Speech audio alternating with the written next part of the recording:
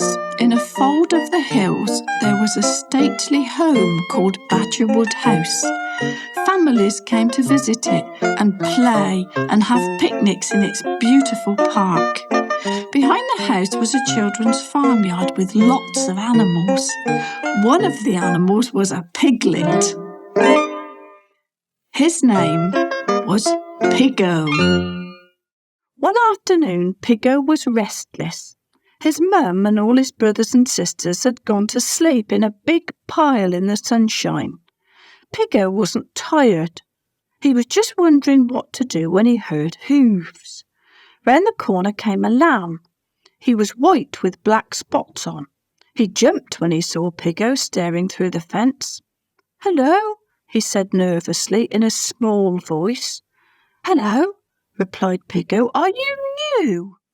"Yes," the lamb answered.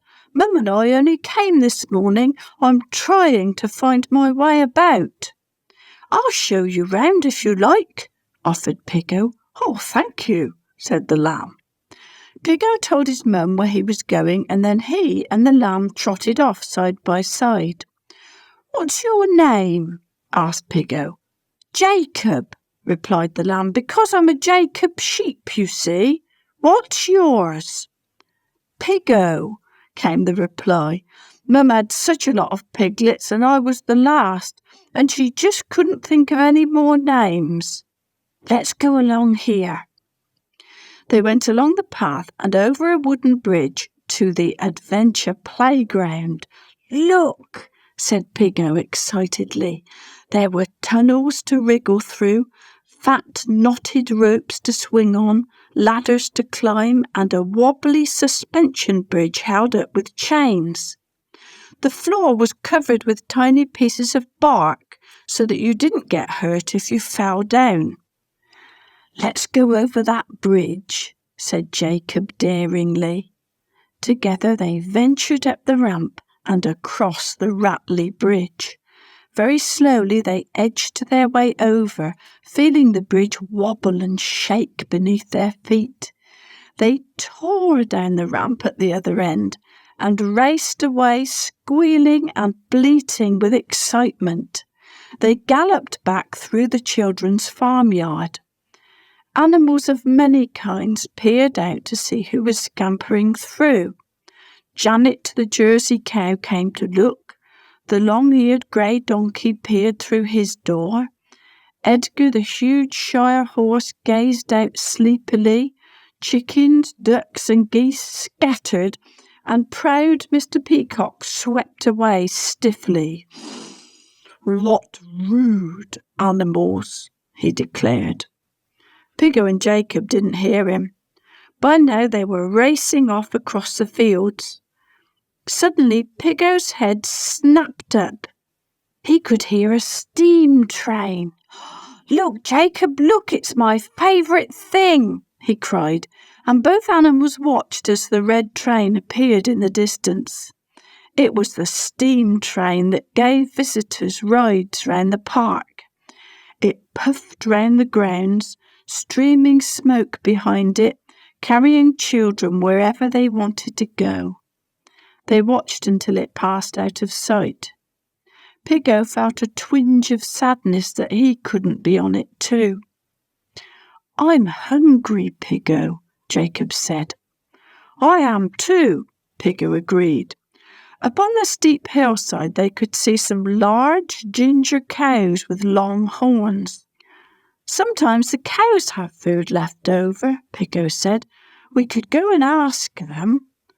"Right," Jacob said, and set off up the hill with his woolly legs and black hooves flying. Piggo gazed after him. He was getting tired.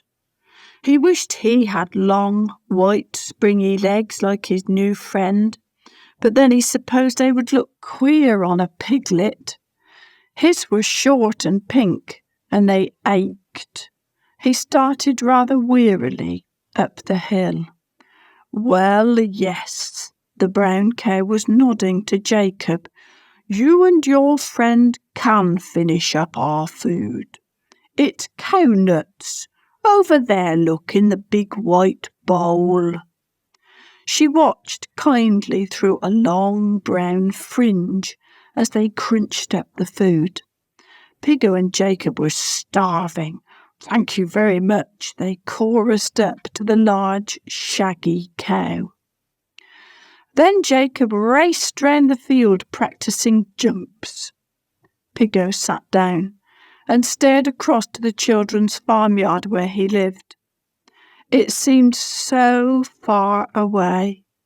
Jacob cut through the air above him, bleating for joy. Piggo felt worried and gloomy. He had come too far. He was tired and he wanted his mum.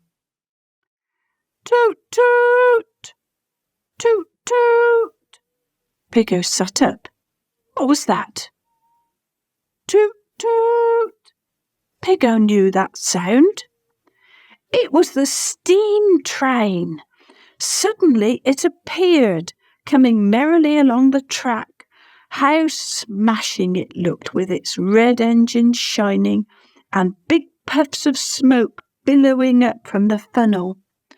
Then the brakes began to screech and the little train puffed to a halt. The driver called out, "Here are the Highland cattle. Can you see their big horns?" A truly tremendous idea came to Piggo. Of course, the steam train could take them home.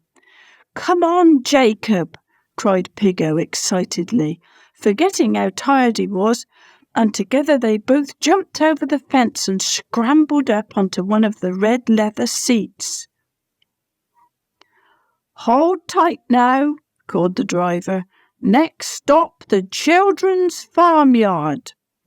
At last, thought Piggo, a ride on the steam train he had loved for so long. And off they went, toot, toot, toot, toot, with Piggo and Jacob in the last seat of all, having a ride all the way home.